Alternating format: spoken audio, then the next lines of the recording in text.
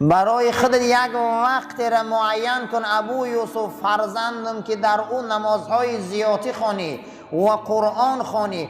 همیشه در مسجد قرآن بسیار خوان، همیشه در مسجد تسبیح زیاد گو. برای خودت وقت جدا کن برای قرآن و نمازهای زیادی. همیشه صبر پیشه کن، زیرا اینکه بزرگترین شکر در دین خدا این صبره. عزیزان این صبر قد دنیا راست شدگی، صبر قد زندگی ها پیش می روه. سراسیمگی قد هیچ کس به هیچ جا نمی رسه. از همه شکری بزرگ چی بیاد در نزد خدا؟ صبر.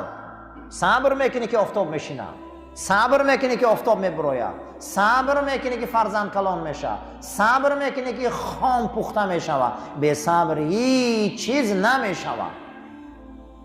برای همین عزیزا صبر از دست نتیجمه. بعد از حضرت یک وقت جدا کن برای قرآن خوانید، یک وقت جدا کن برای نماز خوانید. مسجد به قرآن و ذکر نشین. کسی که ای قرآن و ذکر مسجد اگر دور میشه خانه خو غیبت میبیو، خانه خو گبی به معنی میبیو. مسجد قرآن خونه، مسجد ذکر خدا کنی.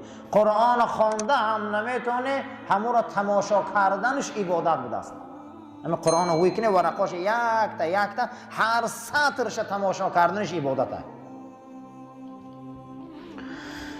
در هر ماهی قمری روزه را معین کن، از آن جمله 3 روز اول، 3 روز بین، 3 روز آخر که در اون روزه گیری. به اندک عبادت کفایگی نکن. در پیش مردم عوام با اندک عبادت رنگ عواما بارین اکتفا نکن. هر ماه کوشش کن ابو یوسف باید تو روزه نفل داشته باشی. دوشنبه پنجشنبه اگر 3 روز اول و بین آخر داشته باشی، این برای آن اطرافیان تو عبرت می شود. میگه ببین که داملا یا فلان امام یا جوره ما دوست ما روزه داره دوشنبه پنجشنبه، بیا منم از همون اونس گیرم. هر ماه برای خود یک روزش معین کن روزه گیر. هر ماه برای خودت معین کن 3 روز اول شاید، 3 روز بین شاید، 3 روز آخرش روزه گیر. به دنیا لازم است صوم نهانی، خوشا افطار خلد جاودانی. کسی در این دنیا روزه زیاد میگرفته، فردا خدا او را به تمام طعامهای بهشت ضیافت میداده. یا رمضان قطعی نه، همین روزه های نفل قطعی خدا ضیافتش میداده. خوشا به حال مومینه که ماهای قمری در اقلا 2 روز یا 3 روز روزه داره. همینه برای خودت کن. همیشه نفس تا مراقبت کن، نفس تا لجام زن، حریص نشو، تشنه نشو. زیرا ایرا نغز دان که تمام این انسان ها را شومی ای نفسی خشان میخیزه. یا شوم میگن که کار شومی ای خیلی آدم میخیزه، ای نفسی خودش میخیزه است. کوشش که نفس مهار که حریص مباش. و دیگر انسان ها در ذکر دنیا زیاد گپ نزن، اندکم که باشد در آخرت علم زیاد گپ زن. در پیش مردم ابو یوسف بچم تو عالم ای دنیا کم گپ زن. ای دنیا که کم گپ زدی تو آبرو میگیری. از آخرت علم زیاد گپ زن که مردم اصلی چی آخرت یاد گیرن، اصلی علم یاد گیرن. همین عالم قدی 4 تا عوام شینه و همین هم قطعی عوایو قوش و دیگه و بعد سر کنن از تمام قشلاق دیحت غیبتش. فرق همه عالم همه عوامو چیه همه فرقش؟ عالم که میشینه باید یک ذکر آخرت گپ زنه، عالم که میشینه یک قصه آخرت گپ زنه، یا ذکر علم گپ زنه، یا مسائل شرع گپ زنه. 4 عوام ای علم بهره‌مند شوند. ابو یوسف فرزندم همین کار کن. هیچ محل خودت خرید و فروش مکن. برای انجام تجارت آدم گیر، او دا اویلیک که مورد باورید باشه. هر کسی که خودش سودا میکنه تجارت میکنه، این انسان ها را ملایمیش آبروش از بین میره و وقت بهوده در تجارت و زراعت بازار نگذارون. یا آدم در جاد من کار کنه و یا صاحب زندگی شوه و تو بارا تأمین که خودت نکی این کارا را. زیرا تاجرها زیادش وقتاشون بهوده میگذره، هیچی از آخرت دنیا نمیگیرن. یا چقدر سر میبرداره سر سفید شده، باور کنید هیچی هم نداره. همین بسیار همین سوداگرا را تماشا کنیم باور کنید همین نماز نمیدونن چه خیلی میخونن. نمیدونم این نمازشون چخیلی میخونن بیچارو. کوشش کن که در وقت سودا میکنی یا آدم گیر که به محتاج به همون کارو باره و هم صاحب نام که برشه بیار تامین که مورد احترامت باشه، خودت کم به این مشغول شو، زیرا اکثریت تجارت انسانها را وقت بهوده میگذرونه، وقت بهوده میگذره، نه از آخرت چیزی جمع کردین نه از علم دنیا و دین چیزی دارن. یک کسی کرایه کن که او محتاجه، او هم صاحب نان میشه و فرزندم، تو چیکار میکنی؟ با تو هم ثواب میگیری، با یک عائله دیگر صاحب نان میکنی. هیچگاه در کارها چی دنیایی باشه چی آخرتی باشه بی‌پروا نشو، زیرا خدا ای دنیا و آخرت هر بندش میپرسه. قسم به خدا ای یک خرسچوجه میپرسه منایخ باشه، ای یک اولاق خر میپرسه. خیلی گمان نکنید دنیا به صحیبه، ای دنیاوی هم خدا میپرسه، از اخروی هم خدا میپرسه. هیچ محل در این کارا به سهم نباش، نگو این کاری دنیا، نه، هم دنیا را خدا میپرسه هم آخرت. از خندیدن زیاد پرهیز کن ابو یوسف، خنده زیاد دل نابود میکنه. چه نابود میکنه؟ دل میکشته. دل از چند چیز میمرده، یکم مردن دل ای خنده بسیار بوده. خنده بسیار هم حیبت از بین میبره، هم دل چیکار میکنه؟ نابود میکنه. آدم ها را دلشان میمرده اگر بسیار خندن.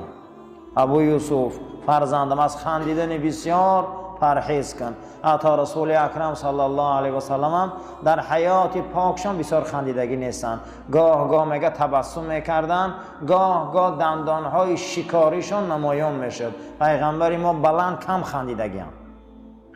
ابو بکر صدیق حضرت عمر هم بلند کم خندیدگی، تبسم دائم میکردن، لیکن هیچ محل بلند نمیخندیدن، کم بلند خندیدگی. خنده بلند دلالت از قلب مرده میکردن. از نشستن و خیستن و گفتگو معامله و دادگیری با زنها پرهیز کن، زیرا هر کسی که با زنهای بیگانه و زنها قد نشست زیاد کنه، این انسانها را قلباشان پژمرده و حیبتاشان گم میشن. زنکای نامحرم قدی کم گپ زنی گفتن، زنک محرم قدی هم باشه کم شینه. زنک قدی زیاد شیشتن آدم از جدی بودیان میبرورده است، آدم پژمرده میشده، قلب انسان گفتگو با زن زیاد پژمرده میکرده، علاقه با زن زیاد، گفتگو با زن زیاد، در بین زنها زیاد، حیبت مردک از بین میرفته.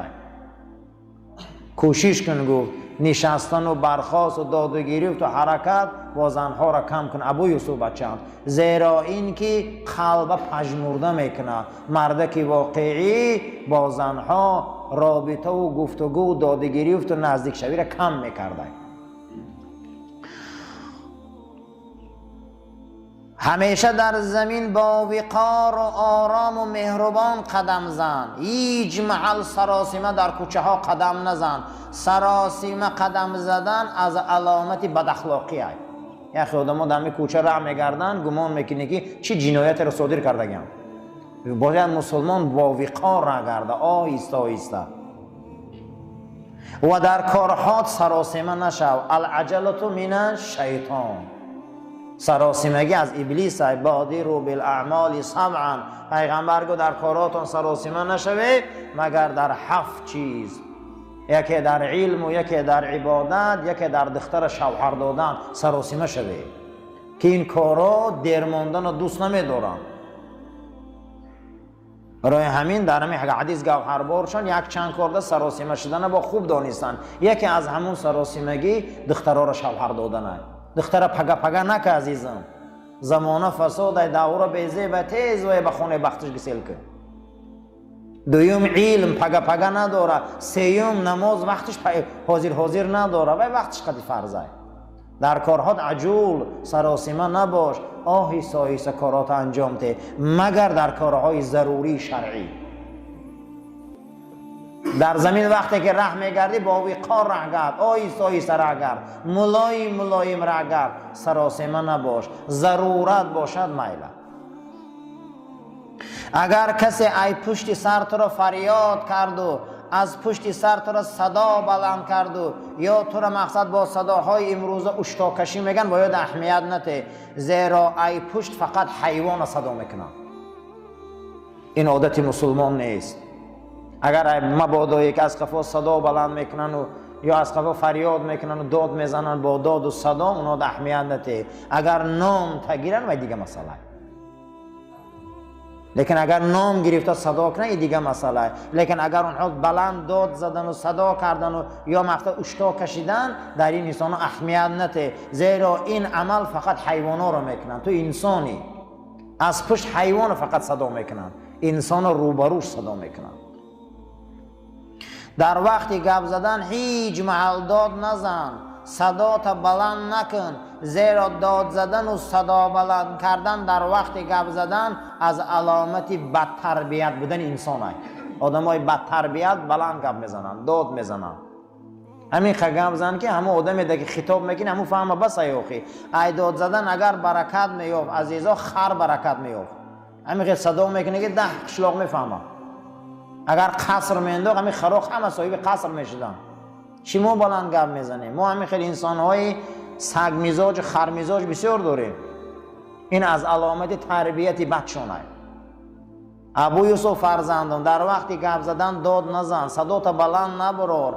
اگر گپ زدی پس گپ زن. صدا بلند کردن، داد زده گپ زدن، این از تربیت بد انسان‌ها رو چیکار میکنه؟ خبر میتیه. همیشه عادت کن ملایم بدنه، همیشه عادت کن ملایم گپ زدنه، همیشه کوشش کن آرام گشتنه، همیشه حرکت کن که ملایم باشه. هر کسی که ملایم و آرام باشه او انسان در بازار مردم قیمت داره. هر انسانی که آرام بوده باشه و هر انسانی ملایم شدن گیره و یک قیمتش بلند میشه. آدمای سراسیمه رو هیچ کس دوست نمیداره.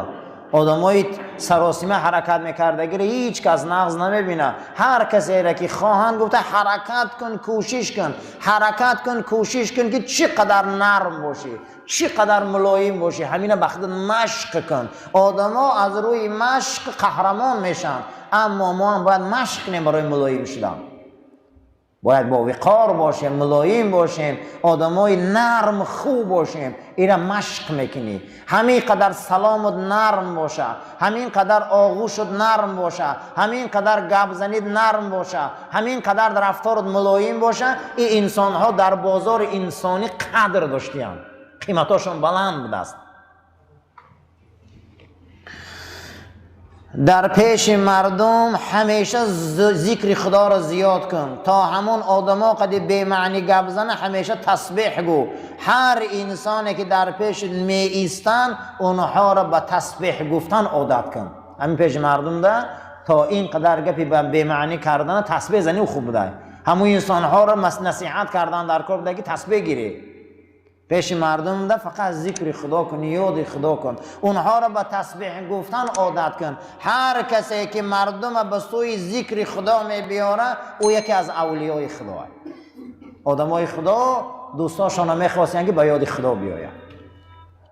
به اهمیت نشه، اینا رو پروردگار میپرسه. اللهم ربنا تقبل منا انك انت السميع العليم وتب علينا انك انت الرؤوف الرحيم برحمتك يا ارحم الراحمين.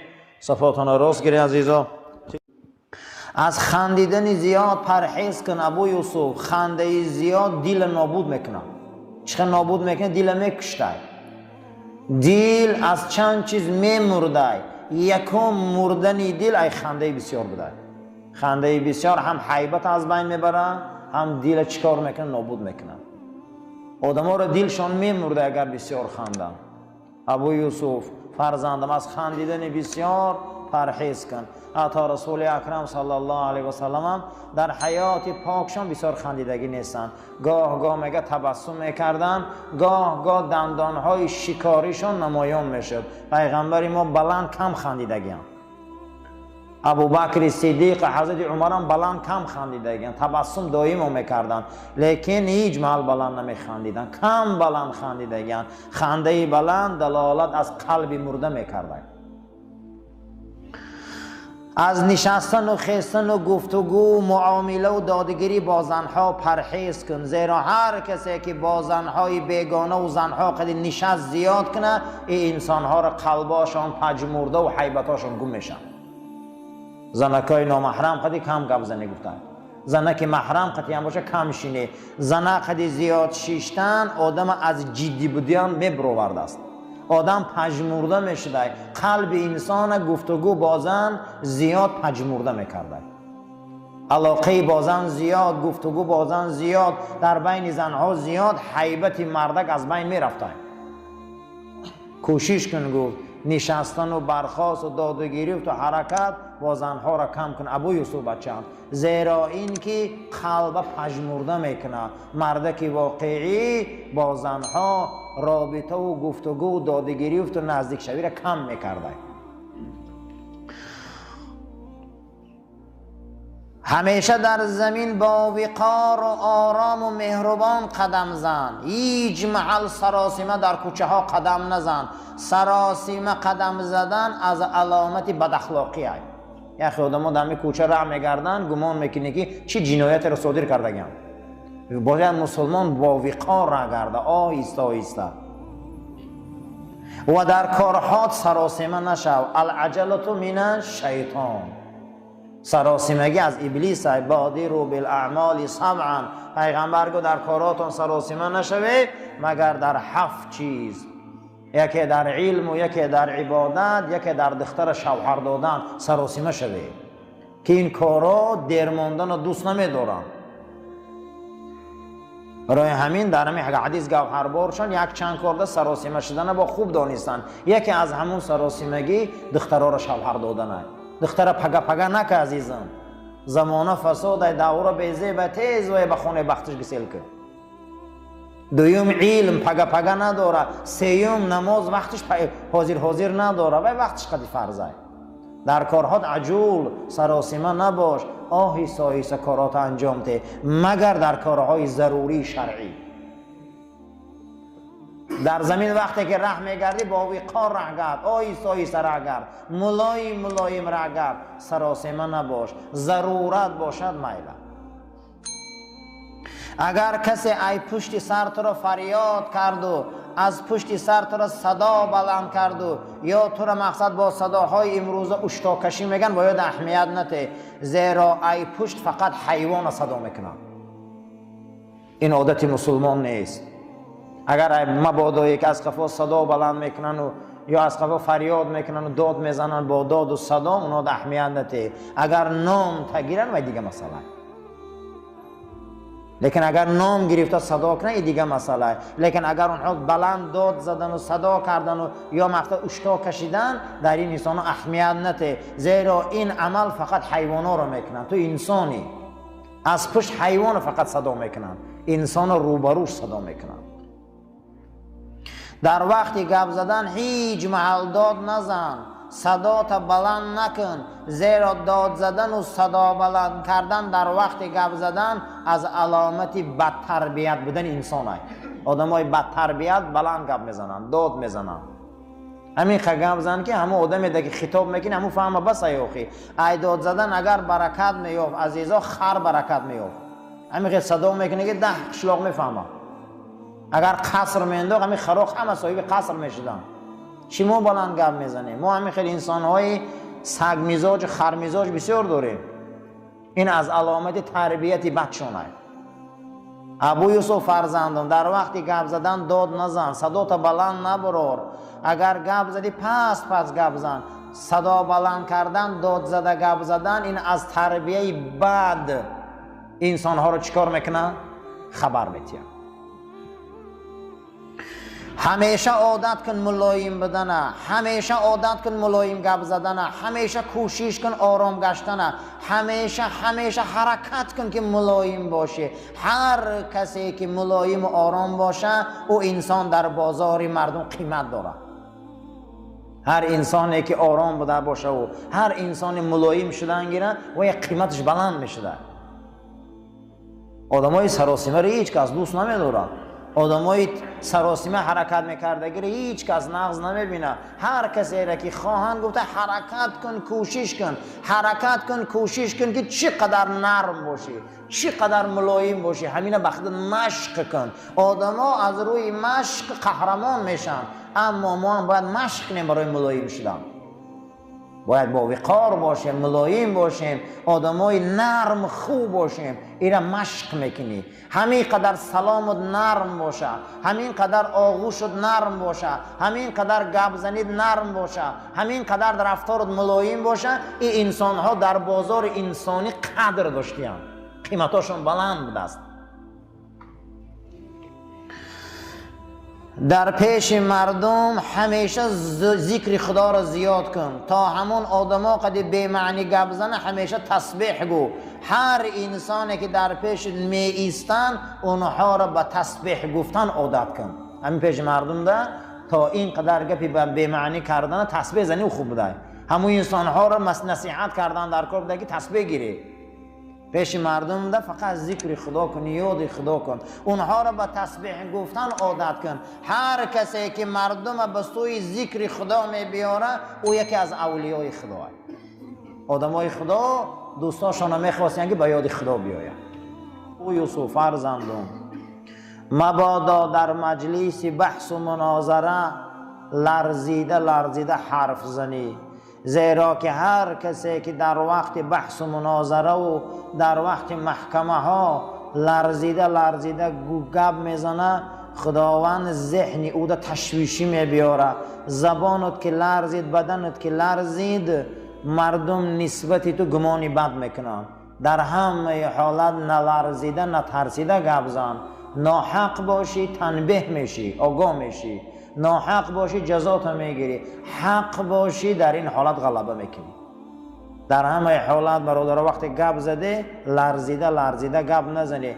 حق هم که میشده آدم در گمان میرفته.